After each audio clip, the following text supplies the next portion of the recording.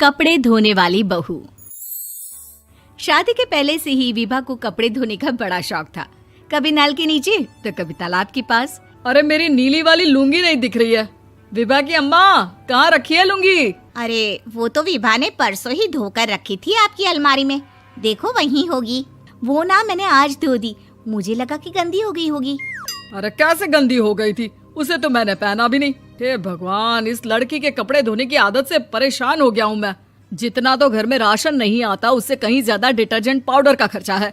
इसकी शादी करवा दो, शादी जाए अपने घर में ही करे काम, फिर चाहे घर के कपड़े धोने हो या पूरे गांव के। हाँ ठीक बोल रही हो, देखता हूँ मैं कोई लड़का। वो दिन भी आ जाता है जब विभा को देखने लड़के वाले आ जाते हैं। लड़की मुझे अच्छी लगी।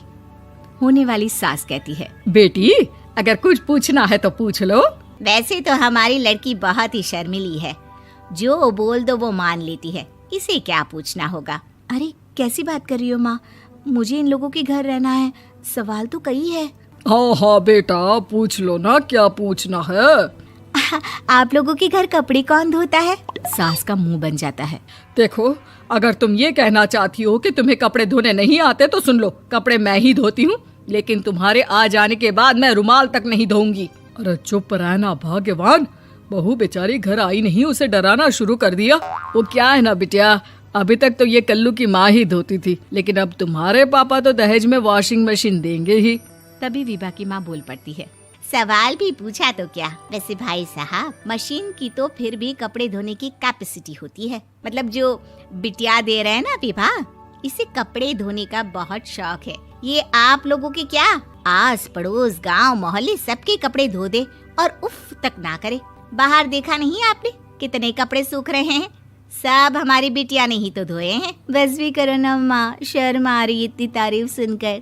और तो और एक दाग निकाल कर दिखाओ तो मान जाओ। हाँ अच्छा, माफ करना बेटा, मैंने गलत समझा। हमें तो रिश्ता बहुत पसंद है। और ऐसे जुड़ जाता है रिश्ता कपड़े धोने का शौक रखने वाली विभा का। उसकी शादी हो जाती है कोयला फैक्ट्री में काम करने वाले कल्लू के साथ। शादी के बाद अचानक विभा चिल्लाती हुई सास के पास आती है। सासू माँ, अरे सासू माँ कहाँ है आप? ये तो धोखा है, धोखा दिया आप लोगों ने मुझे। इसे ससुर के चक्कर के बारे में पता चल गया। अरे तो उसमें तुझे क्यों धोखा मिला है? अरे नल में पानी नहीं आता, कपड़े कैसे कब धुलेंगे? अच्छा, तू पानी नहीं आ रहा उसकी बात कर रही है।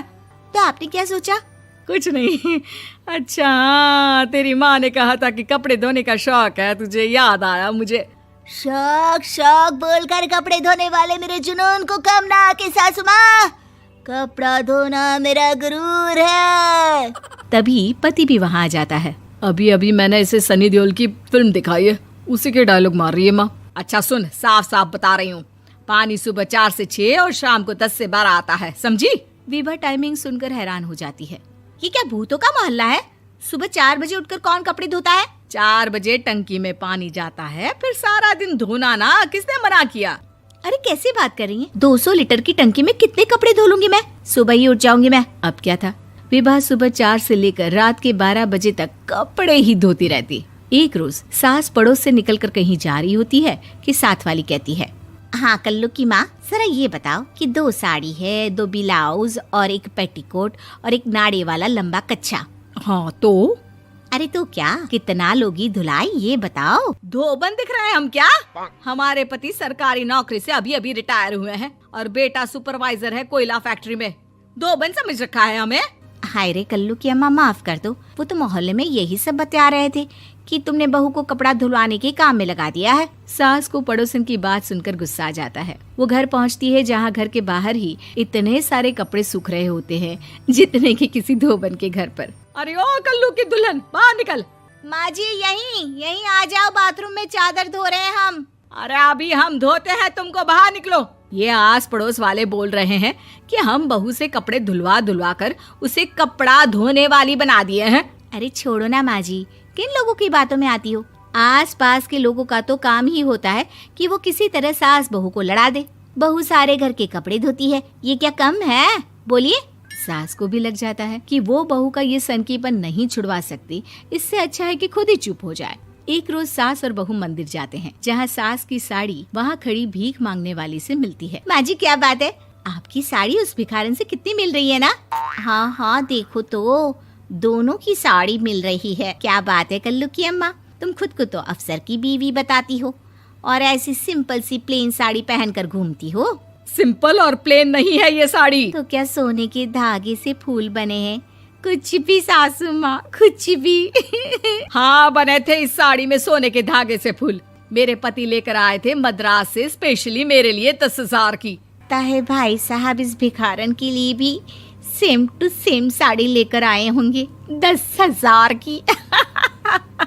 सास उस वक्त तो कुछ नहीं कहती, लेकिन बहू के साथ घर आती है और अलमारी से एल्बम निकाल कर लाती है। ये साड़ी देख रही है, ये वही साड़ी है जिसे मैंने अभी पहना था।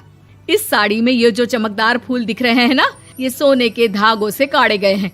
लेकिन तू लोकल वॉशिंग मशीन ब्रश से घिस घिस कर सारे फूलों को निकाल कर साड़ी प्लेन कर दी।